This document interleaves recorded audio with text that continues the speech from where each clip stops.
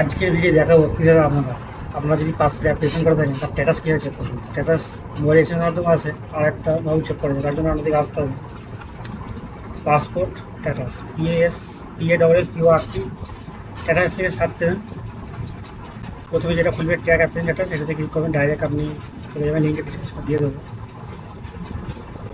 আশা বাদ দেবেন, এখানে অনেক রকম অপশান আছে। আপনি যদি পাসপোর্ট স্ট্যাটাস চেক করুন, পাসপোর্ট এটাতে ক্লিক করুন। ক্লিক করার আপনার যে ফাইল নম্বর হয়, পুলিশে আপনাকে যে ডিআই অফিসে ডাকে পুলিশের জন্য, আপনার মেলেতে সেই ফাইল নম্বরটা চলে আসে। সেই নম্বরটা এসএমএস মাধ্যমে আসে, আমার মেলে এসেছিলো। ওই ফাইল নম্বর এবং ডেট অফ বার্থ দিয়ে ট্র্যাক করুন, তাহলে আমরা দেখিয়ে দেবে পাসপোর্টটা কী পরিস্থিতি আছে, পুলিশে ক্লিয়ার হয়েছে কীভাবে। এগুলো আলাদা, সারেন্ডার সার্টিফিকেট আলাদা, আপনি রিলিজ করে দেবেন। পাসপোর্ট, PCC, ICGB, পাসপোর্টের যে পুলিশ ভেরিফিকেশন পেন্ডিং আছে, পাসপোর্টটা আপনার কত দূর পৌঁছালো সেটা আমরা দেখতে হবে, রিজেক্ট হয়েছে কীভাবে, সেটাই এইভাবে দেখতে পারবেন খুব সহজ পদ্ধতি।